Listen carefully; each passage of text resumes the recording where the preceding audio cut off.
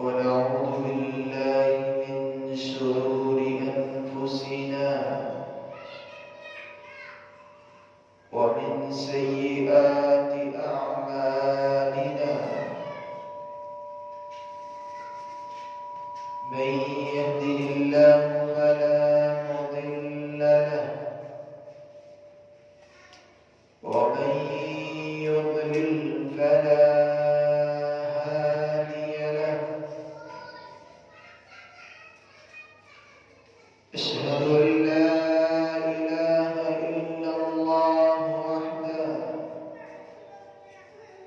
وحده لا شريك له، وأشهد أن محمدا عبده ورسوله. يا أيها الذين آمنوا اتقوا الله حق تقاته ولا تموتن إلا وأنتم مسلمون. يا أيها الناس اتقوا ربكم الذي خلقكم من نفس واحدة وخلق منها زوجها وبث منهما رجالا كثيرا ونساء. واتقوا الله الذي تساءلون به والأرحام، إن الله كان عليكم رقيبا. يا أيها الذين آمنوا اتقوا الله وقولوا قولا سديدا يصلح لكم أعمالكم ويغفر لكم ذنوبكم،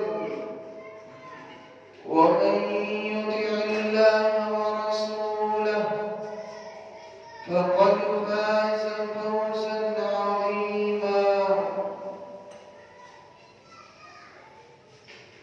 اللهم صل على محمد وعلى آل محمد كما صليت على إبراهيم وعلى آل إبراهيم إنك حميد مجيد. اللهم بارك على محمد وعلى آل محمد كما باركت على إبراهيم وعلى آل إبراهيم إنك حميد مجيد. أما بعد، فإن أصدق الحديث كتاب الله، وخير الهدي هدي محمد صلى الله عليه وآله وسلم، وشر الأمور محدثاتها، وكل محدثة بدعة، وكل بدعة ضلالة، وكل ضلالة في النار. قال الله تبارك وتعالى في كلام المجيد والفرقان الحميد: أعوذ بالله السميع العليم من الشيطان الرجيم، من همزه ونفخه ونفسه. والله لا يهدي القوم الظالمين.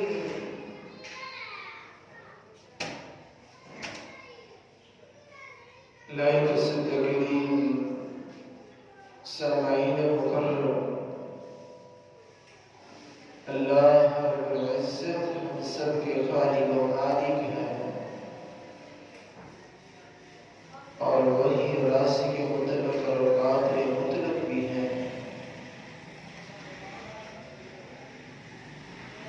یہ اس کا احسان عظیم ہے کہ اس نے ہمیں مسلمانوں کے گھروں میں پیدا کروانے کے بعد ہماری تخلیق کا بندوبست لگانے کے بعد ہماری ہی رشد و ہدایت کے لیے انبیاء کرام اور رسول معظم کا انتخاب کر کے ان کا تسلسل جاری فرمایا، اور اس تسلسل اور اس لڑی کی آخری کڑی جناب محمد رسول اللہ صلی اللہ علیہ وآلہ وسلم جیسی ہستی کو بنایا،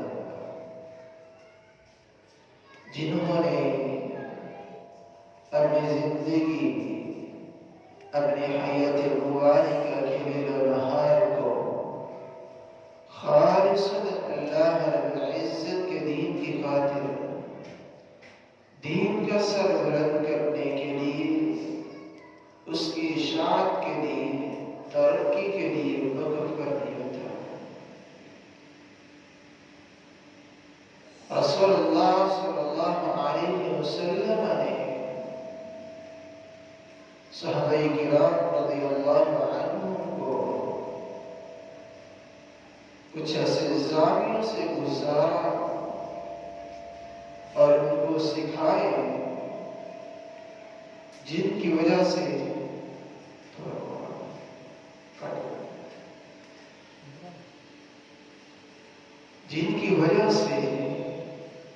وہ پوری زندگی میں معیار بنا کر اور معیار بنائے پھرے سارے رسول اللہ صلی اللہ علیہ وسلم کی زندگی میں عمل بھی کیا، اولاد کو بھی سکھائے اور عمل ان کو جاری بھی فرمایا۔ ان اصولوں میں سے ایک اصول یہ بھی تھا، زندگی کے کسی زاویے کے اندر، کسی بھی لمحے کے اندر ظلم نہیں کرنا۔ آج کی ہماری گفتگو کا محور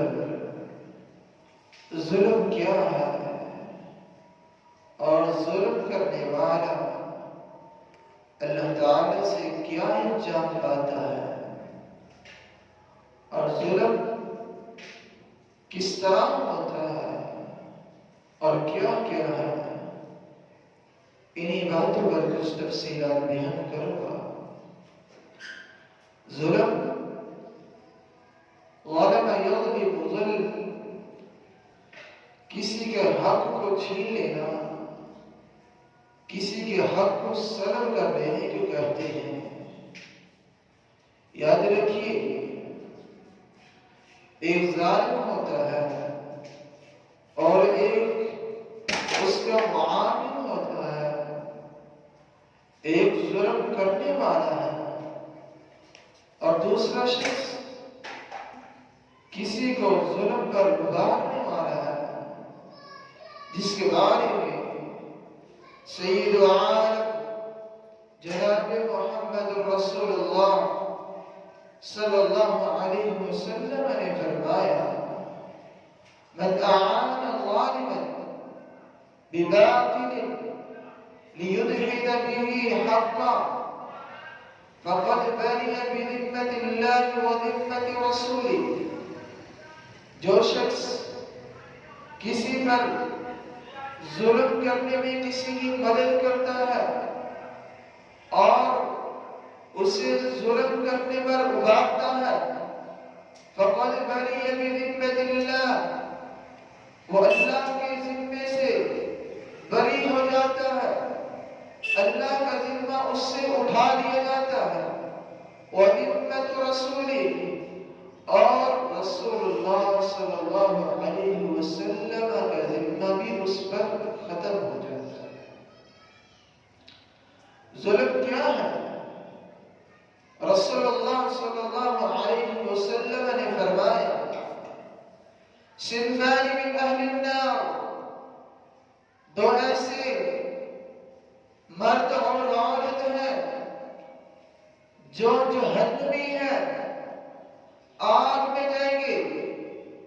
اور میں سے ایک مرد وہ شخص ہے الذین یظلمون الناس، جو لوگوں کو ہر حال ہر وقت تنگ کرنے کی اپروچ اور سوچ رکھتا ہے اور ان کو مارتا ہے، پیٹتا ہے.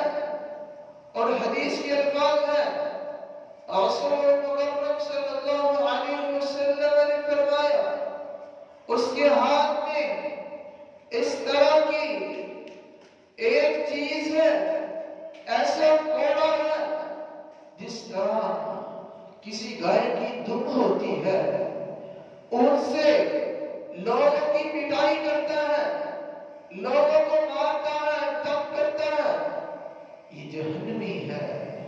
اور دوسری عورت نساء کاملات عاریات ممیلات، ایسی عورت جو کپڑے پہننے کے بعد بھی برہنہ نظر آئے اور اپنے لباس کا بندوبست نہیں کرتی. رؤوسهن كأسنمة البخت المائلة، ان کے سروں پر، ان کی گدیوں پر ان کے بال اس طرح جمع ہوتے ہیں، اس طرح بالوں کو جمع کرتی ہے جس طرح بختی اونٹ کی کہان اونچی اور لمبی ہوا کرتی ہے، اس طرح اپنے بالوں کو اکٹھا کرواتی ہے. کس لیے؟ ممیلات، لوگوں کی طرف مائل ہونے والی ہے اور لوگ ان کی طرف مائل ہوتے ہیں. لا يدخلون الجنہ، لا يدخلون الجنہ، یہ عورتیں کبھی بھی جنت میں داخل نہیں ہو سکتی. ولا يجدن ريحها، ایسی عورتوں کو جنت میں داخل ہونا تو دور کی بات ہے، اس جنت کی خوشبو بھی حاصل نہیں کر سکیں گی. یہ ہے ظلم، ہے اپنی جان پر اور کسی کی نظروں پر ظلم کرنے والی. قیامت کے دن اللہ تعالی ان دونوں کو جنت میں داخل نہیں کریں گے. اور تیسرا، رسول مکرم صلی اللہ علیہ وسلم نے فرمایا ان اللہ لا یملی للظالم، اللہ تعالی ظالم کو ڈیل دیتے جاتے ہیں، ڈیل دیتے ہیں، اللہ تعالی مہلت دیتے ہیں. حتی اذا اخذه لم يفلته، اللہ تعالی اتنی ڈیل دیتے ہیں، اللہ تعالی بہت انسان کو مہلت دیتے ہیں، ظالم کو مہلت دیتے ہیں. حتی اذا اخذه لم يفلته، لیکن جب اللہ تعالی کی پکڑ آ جاتی ہے، اللہ تعالی اس طرح کی عبرتناک سزا دیتے ہیں کہ دنیا کے والوں کے لیے عبرتناک بندہ ٹھہر جاتا ہے. دیکھیے قارون کو، دیکھیے ہارون کو قارون کو دیکھیے، موسیٰ علیہ السلام کی دعوت کو جھٹلانے والے فرعون کو دیکھیے، اور حامان کو دیکھیے، نمرود کو دیکھیے. اللہ تعالی نے ان تمام ظالموں کو مہلت دی، انہیں ڈیل دی، زندگی دی، دولت دی، اولاد دی. کس لیے؟ تاکہ میرا بندہ ابھی ہدایت کے راستے پر آ جائے، باطل رستوں کو چھوڑ دے. لیکن جو ظالم ہوتا ہے اس کی عقل ختم ہو جاتی ہے، اللہ تعالیٰ کی طرف سے انعامات ہونے بند ہو جاتے ہیں. یاد رکھیے، جب ظلم کیجیے اپنے دل میں لائیے اور سوچیے یہ میں نے کیا کر دیا، کس لیے کیا؟ کیونکہ رسول اللہ صلی اللہ علیہ وسلم نے ایسا کرنے سے منع فرمایا ہے. ظالم، اس کی تین بنیادی قسمیں ظلم کے بارے میں رسول مکرم صلی اللہ علیہ وسلم نے ارشاد فرمائی ہے ظالم کا ظلم 3 طرح کا ہے. اللہ تعالیٰ 2 ظلموں کو معاف کر دیں گے، لیکن ایک ظلم اس طرح کا ہے ساری زندگی گزر جائے گی، اللہ تعالیٰ سے معافی نہ مانگی، موت آ گئی، اس ظلم کی معافی اور تلافی نہیں ہو سکتی. اما الظلم الذي لا يغفره الله هو الاشراك بالله، وہ ظلم جسے اللہ تعالیٰ معافی نہیں کریں گے، اللہ تعالیٰ بخشیں گے نہیں. اللہ تعالیٰ کو کبھی اس طرح کا گناہ معاف کرنا برداشت نہیں ہے. شرط یہ ہے زندگی کے اندر اگر معافی مانگنی تو ٹھیک، ورنہ قیامت والے دن ایسے آدمی کی طرف سے اللہ تعالیٰ کبھی کلام نہیں کریں گے. فرمایا هو الاشراک باللہ، وہ اللہ تعالیٰ کے ساتھ شرک کرنا ہے. اور دوسرا ظلم فَأَمَّا الظُّلْمُ الَّذِي يَغْفِرُهُ اللَّهُ، جس کو اللہ تعالیٰ معاف فرما دیں گے. ایسا ظلم وہ کیا ہے؟ لِبَعْضِهِمْ بَعْضًا، انسانوں کی آپس میں حقوق. انسان کسی پر ظلم کرتا ہے، کسی کو مارتا ہے، معافی مانگ لیتا ہے، توبہ کر لیتا ہے. ایسا ظلم اللہ تعالیٰ دنیا میں بھی معاف کر دیتے ہیں، بلکہ اس توبہ اور سچی توبہ کرنے والے کے گناہوں کو اللہ تعالیٰ نیکیوں میں تبدیل کر دیتے ہیں. اور تیسرا ظلم الذي يغفر اللہ، تیسرا وہ ظلم جس کو اللہ تعالیٰ معاف فرما دے گی، لیکن اس کے لیے شرط ہے کبھی کسی انسان نے دنیا میں رہتے ہوئے کسی کا حق مارا ہوگا، کسی کے روپے چرائے ہوں گے، کسی کا مال چرایا ہوگا. قیامت والے دن اللہ تعالیٰ جب پیسے تو نہیں ہوں گے، مال دولت تو نہیں ہوں گے، اللہ تعالیٰ اس آدمی کی اتنی نیکیاں مظلوم کے نام اعمال میں ڈال دیں گے، اور اگر نیکیاں ختم ہوگی تو اللہ تعالیٰ ظالم کے گناہوں کو زیادہ کر دیں گے مظلوم کے گناہوں کے ساتھ، کیونکہ اللہ تعالیٰ نے وہ دن ایسا رکھا ہے جس میں انسان ضروری ہے. اور پہلا آپ نے سنا جس کو اللہ تعالیٰ کبھی بھی ظلم کو معاف نہیں کریں گے، اللہ تعالیٰ کے ساتھ شرک کر رہا ہے، جس کے بارے میں رسول مکرم صلی اللہ علیہ وسلم کے سینے مبارک کو تربر اللہ تعالیٰ نے ارشاد فرمایا ان الشرک لظلم عظیم، شرک بہت بڑا ظلم ہے. اللہ تعالیٰ کو یہ بات پسند ہی نہیں کہ اللہ تعالیٰ کے ساتھ شرک کیا جائے.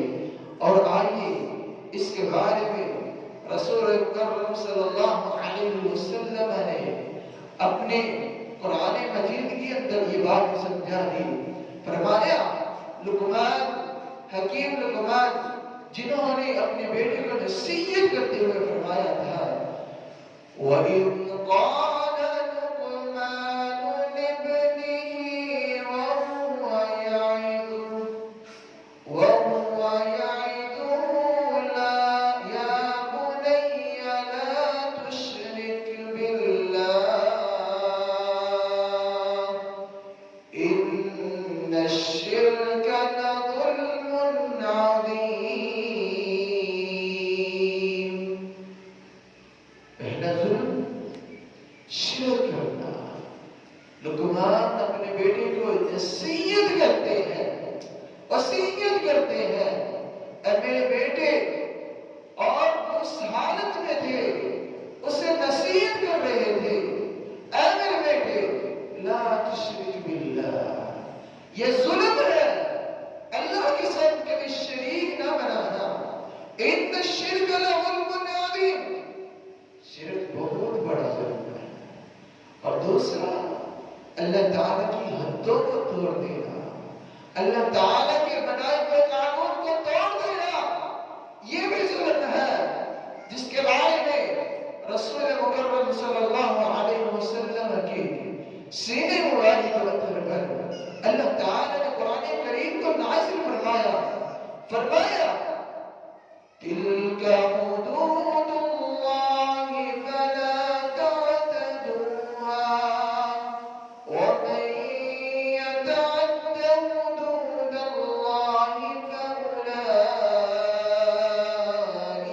هُمُ الظَّالِمُونَ۔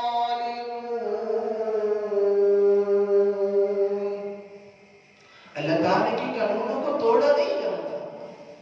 ظلم کی دوسری قسم، پہلی قسم شرک کرنا، دوسری قسم اللہ تعالیٰ کی حدوں کو پامال کر دینا، توڑ دینا، یہ بھی ظلم ہے۔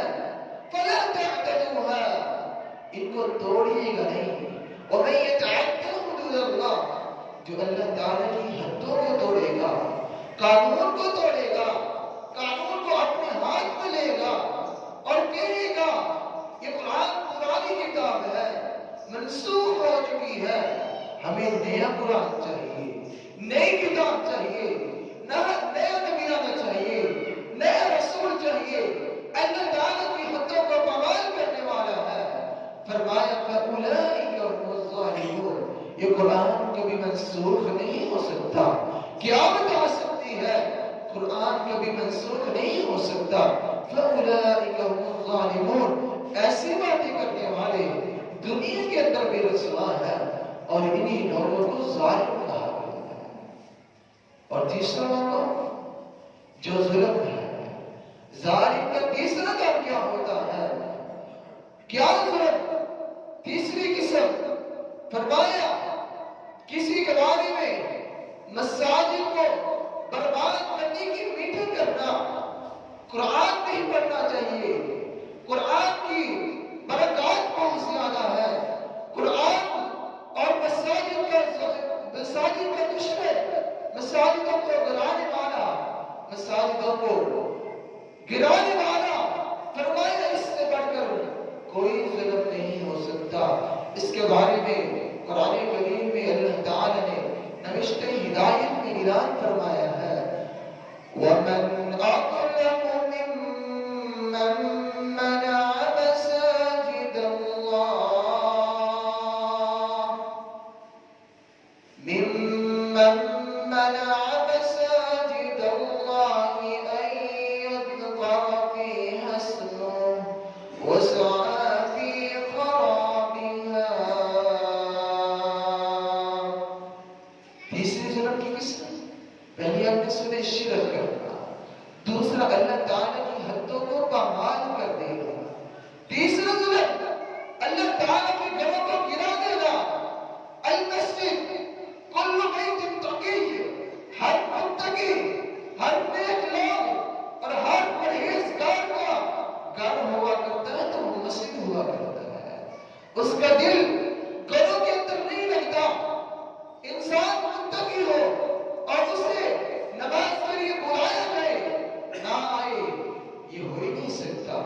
انسان متقی ہو، صبح کا وقت ہو، اللہ تعالیٰ کے سامنے سجدہ نہ کرے، یہ ہو نہیں سکتا۔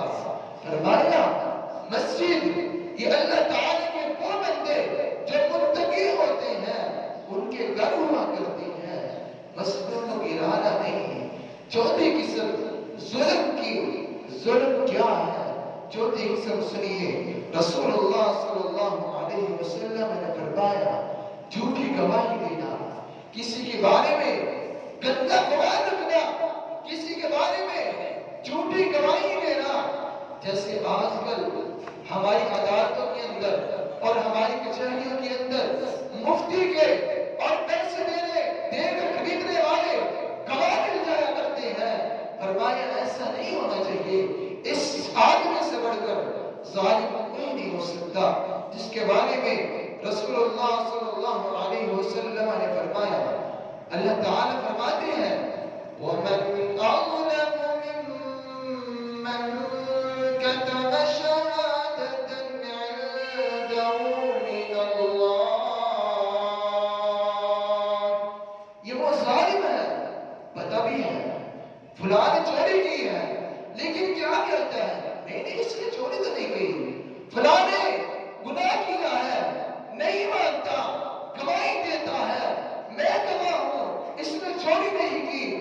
فرمایا اس شخص سے بڑھ کر کوئی ظالم نہیں ہو سکتا، یہ ظلم کرنے والا ہے۔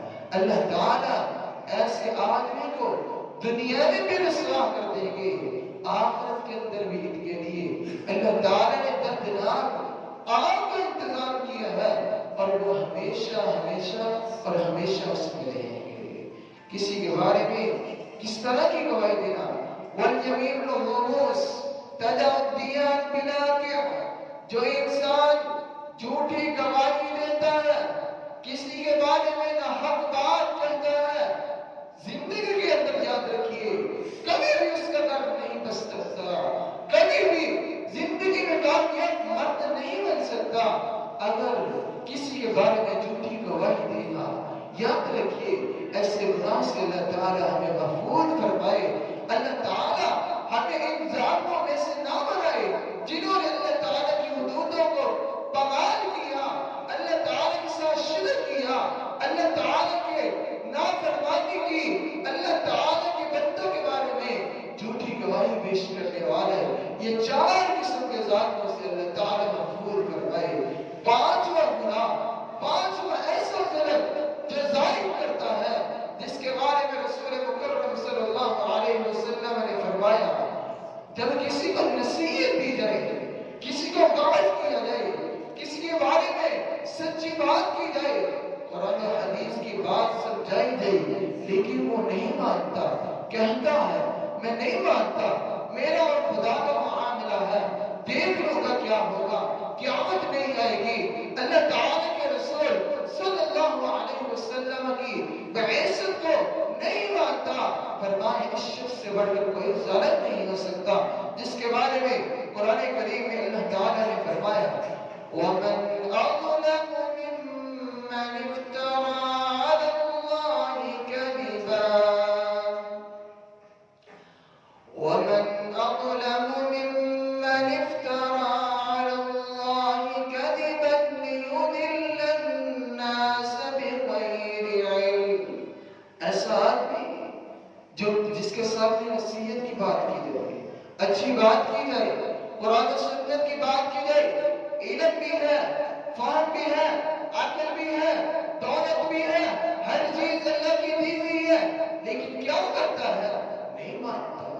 اللہ تعالیٰ کی آیاتوں سے اعراض کرنے والا، كَذِبًا لِيُضِلَّ النَّاسَ بِغَيْرِ عِلْمٍ، لوگوں کو گمراہ کرنے والا کیا کہتا ہے؟ یہ بھی دین ہے، استغفار کر لو یہ بھی دین ہے، اور روزے رکھ لو یہ بھی دین ہے، جس کا اللہ تعالیٰ کے نبی سے ثبوت نہیں، ایسا عمل بدعت کہلاتا ہے، جن کے بارے میں رسول اللہ صلی اللہ علیہ وسلم نے فرمایا قیامت کے دن ہوگا، میں اپنے حوض کوثر کی نہر پر بیٹھا ہوا ہوں گا، لوگ آتے رہیں گے، ان کے چہروں سے میں پہچانوں گا یہ میری امت ہے، میری امت آ رہی ہے، ان کو جام پلائی لیے جائیں گے، ان کو پانی پلا رہا ہوں گا، اچانک دیوار حائل ہو جائے گی۔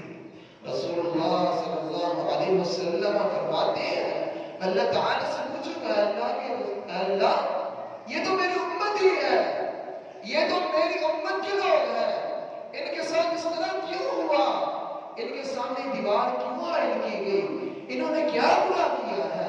اللہ تعالیٰ فرمائیں گے یہ وہ لوگ ہیں جنہوں نے آپ کے فوت ہو جانے کے بعد، آپ کے مر جانے کے بعد، آپ کے اس دنیا سے رخصت ہو جانے کے بعد دین کو تبدیل کر دیا ہے، دین کو اور طرح رنگ دے دیا ہے، رنگوں کی دنیا میں لگے پھرتے ہیں، اور دین کو اپنی عقل اور اپنے شعور کے مطابق بنا لیا ہے۔ رسول اللہ صلی اللہ علیہ وسلم نے فرمایا میں بھی کہوں گا سن کر لمن غیر بعدی، دور لے جاؤ، دور چلے جاؤ جنہوں نے میرے بعد میرے دین کو ہی بدل دیا۔ دین کبھی مکمل ہو گیا جب رسول اللہ صلی اللہ علیہ وسلم زندگی کے اندر تھے، اپنی حیات کے اندر تھے، دین تب مکمل ہوا تھا۔ اللہ تعالیٰ نے اس بات کے اعلان بھی قرآن کریم میں ارشاد فرمایا ہے اليوم اکملت لکم دینکم واتممت علیکم نعمتی ورضیت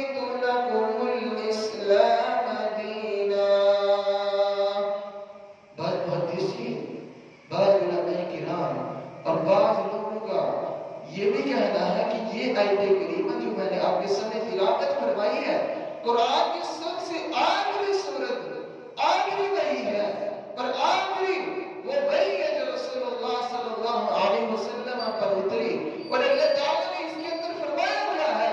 اليوم آج اکملت لکم دینکم، اے رسول اللہ صلی اللہ علیہ وسلم آج میں نے اپنا دین تم پر مکمل کر دیا ہے۔ تمہارے پاس نبی نہیں، دین نیا نہیں، شریعت نئی نہیں، بلکہ آج دین مکمل ہو چکا ہے۔ جو دین کو تبدیل کرنے کی کوشش کرے گا، جو لوگوں کو دوسرا رنگ دکھائے گا، پی ایچ ڈی کرنے کے بعد، یہ تو چاہیے تھی نا کہ بات کرتا قرآن و سنت پر حق ہے، لیکن کیا کہتا ہے؟ علم کے ڈوبوں کے اندر علم کو دورہ پڑ جاتا ہے۔ کیا کہتا ہے؟ ہمیں نئی کتاب چاہیے، ہمیں نیا قرآن چاہیے، ہمیں نئی شریعت چاہیے۔ نہ میرے بھائی، چاہیے تو ہمیں قرآن چاہیے، اللہ کے رسول چاہیے، اور اللہ کا دیا ہوا ایمان چاہیے۔ ہمیں اس کی ضرورت ہے۔ چھٹا ہونا، چھٹا ظلم جو انسان کرتے ہیں، ایسے ظالم کرتے ہیں، جھوٹ لعنت کرنا، کسی پر لعن طعن کرنا، کسی پر تہمت لگانا، یہ بھی ظلم ہے۔ یاد رکھیے، اس کے بارے میں رسول اللہ صلی اللہ علیہ وسلم نے فرمایا، من قال لمسلم ما ليس فيه اسكنه اللہ، جو کسی کے بارے میں ایسی بات کرتا ہے نہیں اس کے اندر موجود، کسی پر تہمت لگاتا ہے، جھوٹ بولتا ہے، کسی کو اذیت پہنچاتا ہے، فرمایا اسکنہ اللہ ابعد الحبال، اللہ تعالیٰ قیامت کے دن ایسے آدمی کو جہنمیوں کے خون، پسینہ، پیپ اور ان کی غلیظ چیزوں کے اندر رکھیں گے، حتیٰ لیس بخارج، کبھی نہیں نکلے گا، حتیٰ یقول ما قال، حتیٰ کہ ثابت کرتے جو اس نے دنیا میں کہا ہوگا، ولیس بخارج، جب ثابت نہیں کر سکے گا جہنم سے نکلے گا ہی نہیں۔ لوگوں کی، جہنمیوں کی پیپ، خون اور پسینے کے اندر ساری زندگی بسر کرے گا۔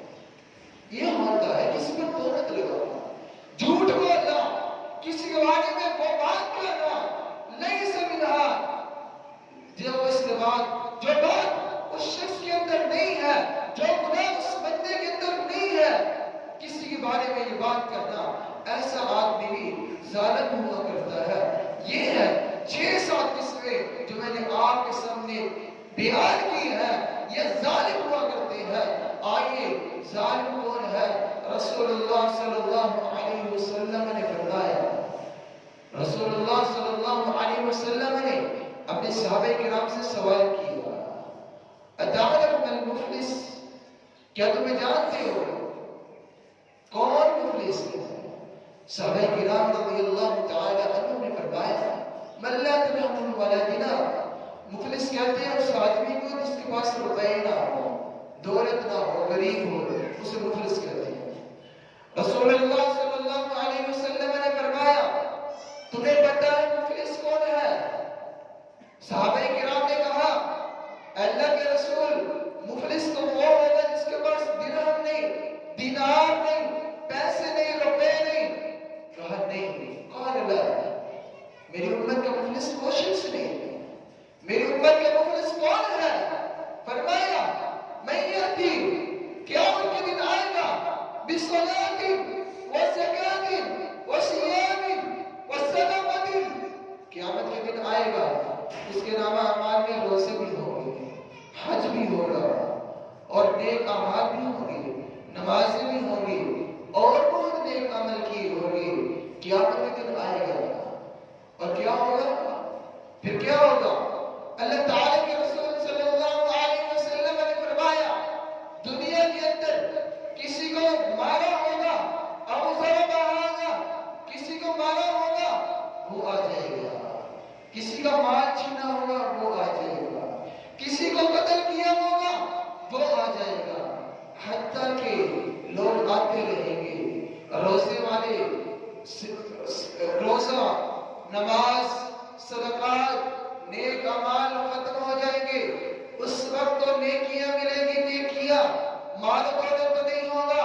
رسول اللہ صلی اللہ علیہ وسلم نے فرمایا لوگ جب آئیں گے کسی کا ہاتھ کاٹا ہوگا, کسی کے ساتھ فلاں ظلم کیا ہوگا, کسی کا مال کھایا ہوگا, کسی کو قتل کیا ہوگا, کسی کو مارا ہوگا, کسی کو گالی دی ہوگی, سب لوگ آ جائیں گے. لوگ ان سے سوال کریں گے اے اللہ اس نے دنیا میں رہتے ہوئے مجھے گالی دی, اس نے میرا فلاں مال چرایا, مجھے قتل کیا, مجھے مارا.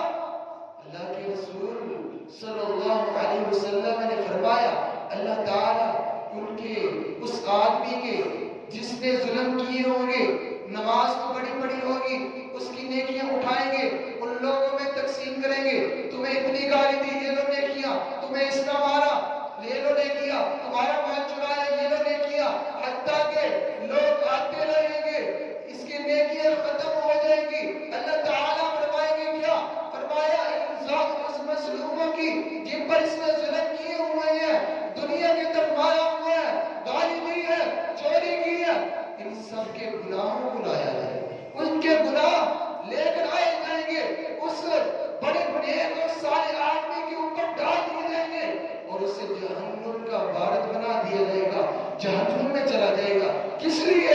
نیکیاں ختم ہوگی, اب نیکیاں نہیں دے سکتا, کہاں سے دے گا؟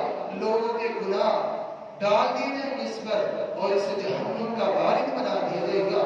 اور لیکن لوگوں کی اس کی نیکیاں لوگوں میں تقسیم کر دی جائیں گی اور لوگوں کو جنت میں داخلہ نصیب ہو جائے گا. یہ ہے ظلم. کسی کے ساتھ ظلم کرنے کے اتنے نقصان ہے, دنیا میں بھی نقصان ہے, آخرت میں بھی نقصان ہے. یاد رکھیے حقوق العباد اسے کہتے ہیں, کسی کا حق کھانا اسے حقوق العباد کہتے ہیں. حقوق العباد کسی بھی حالت میں معاف نہیں ہوں گے, کسی بھی حالت میں معاف نہیں ہوں گے. اس کی معافی کے لیے دو ہی طریقے ہیں. دنیا میں معافی مانگ لو, اللہ تعالیٰ سے توبہ کر لو. اگر بندہ مل جائے, کسی کے ساتھ تم نے ظلم کیا, بندہ مل جائے تو اسے پیسے دے دو یا اس سے معافی مانگ لو. اگر وہ معاف کر دے تو ٹھیک ہے, ورنہ کسی کو حق دے دو, کسی کو روپے دے دو, کسی کو کوئی چیز دے دو, تب بھی معاف ہو سکتی ہے. اور نہ ہوئے, دنیا میں معافی نہ مانگی تو اس کی معافی قیامت والے دن اللہ تعالیٰ خود کروائیں گے. اور اللہ تعالیٰ اس آدمی کی نیکیاں دوسرے لوگوں کو دے دیں گے, ان کے گناہ اس پہ ڈال دیں گے. اس کی دو ہی صورتیں ہیں. اور آئیے ظلم کیا ہے جس کے بارے میں رسول اللہ صلی اللہ علیہ وسلم نے بڑی خوبصورت بات کی ہے. ظلم کیا ہے؟ لوگوں کا مال چھیننا, لوگوں کے حق کو مارنا. اس طرح نہیں ہونا چاہیے, بلکہ رسول اللہ صلی اللہ علیہ وسلم کا ارشاد گرامی ہے وَلَا تَقْرَبُوا الْمَالَ الْيَتِيمِ. اگر یتیم آدمی ہے, یتیم بچہ ہے, یتیم چھوٹا بچہ ہے, جوان ہے, جب تک اپنی بلوغت کو نہیں پہنچ سکتا, آپ اس کا مال سنبھال کے رکھنا, یہ بھی ذمہ داری ہوا کرتی ہے. یتیم ہے, باپ فوت ہو گیا, باپ نے وراثت چھوڑی, کیا کرنا چاہیے؟ اس وراثت کو کسی اچھے قانون کے ہاتھوں دینا چاہیے. اچھا آدمی مل جائے, دنیا کا اچھا آدمی مل جائے جو عقل مند ہو, اس کی وراثت کو سنبھال کے رکھے. جب وہ بڑا ہو جائے, جوان ہو جائے, اس کی وراثت کو اس کے حق میں ادا کیا جائے. دو صحابی دونوں رسول اللہ صلی اللہ علیہ وسلم کی خدمت میں حاضر ہوئے.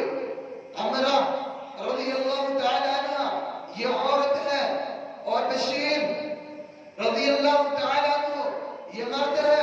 ان دونوں کی شادی ہوئی ہے اور ان دونوں کے بچے ہیں.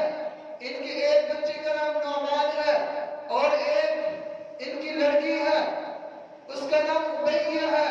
رسول اللہ صلی اللہ علیہ وسلم کے ایک صحابی نے اپنے بیٹے نعمان کو کچھ مال دے دیا.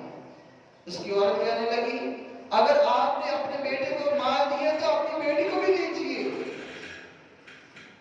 فرماتی ہیں اور رسول اللہ صلی اللہ علیہ وسلم کے پاس چلتی ہیں, ان سے مشورہ کرتے ہیں, ان سے پوچھتی ہیں کیا مسئلہ ہے اس کے بارے میں.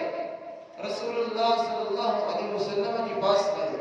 آپ نے فرمایا اے بشیر, تو نے اپنے بیٹے کو مال دیا, بیٹی کو دیا؟ کہتے ہیں نہیں اللہ کے رسول. فرمایا اپنے بیٹے سے بھی واپس لے لو, یا تو اپنے بیٹے کو بھی دے دو. یہ نہیں ہو سکتا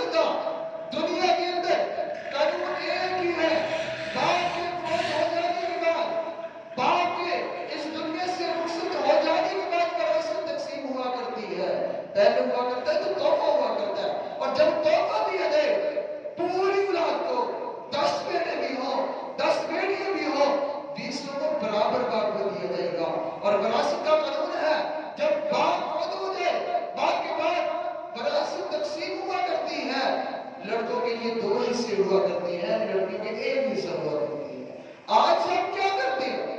اگر کسی کی بیٹی محروم ہے تو محروم سے، بلکہ بھائی اپنی بہنوں سے فرمائش کرتے ہیں، ان کے سامنے معافی مانگتے ہیں، ترلا کرتے ہیں، اے میری بہن میری لیے وراثت چھوڑ دو، اپنی وراثت نہ لو، تو مالدار ہے، صاحب استطاعت ہے، میں غریب آدمی ہوں، وراثت چھوڑ دے۔ بیٹی سے، اپنی بہن سے، اپنی رشتہ دار سے خود ہاتھوں سے مجبور ہو کے ان سے سائن کروائے جاتے ہیں، کاغذوں کے اوپر سائن کروائے جاتے ہیں، ظلمن سے کہا جاتا ہے آؤ آج اپنے کاغذوں کے اوپر سائن کر دو اور وراثت چھوڑ دو، وراثت سے محروم کیا جاتا ہے۔ کیوں؟ رسول اللہ صلی اللہ علیہ وسلم نے اس سے منع فرمایا ہے۔ ایسا شخص جو اپنی بہنوں کو، اپنی بیٹیوں کو وراثت سے محروم کرتا ہے، یہ بھی ظالم ہوا کرتا ہے۔ اللہ تعالی ہمیں تمام ظلموں سے محفوظ فرمائے۔ اللہ تعالی ہمیں ایسے ہاتھ نہ دے، ایسا جسم نہ دے، ایسی ٹانگیں نہ دے جو ظلم کرنے والی ہو، اور اللہ تعالی ہم پر ایسے ہاتھ نہ آنے دے، ایسی ٹانگیں اور ایسے جسم نہ آنے دے جو ہم کو مظلوم بنا دے، ان کو ظالم بنا دے۔ اللہ تعالی ہمیں ظلم سے بھی بچائے اور مظلوم سے بھی بچائے۔ آخر دعوہ الحمدللہ رب العالمین۔ اقول قولی ھذا استغفر اللہ لی ولکم ولسائر المسلمین۔ سبحان ربک رب العزة عما یصفون وسلام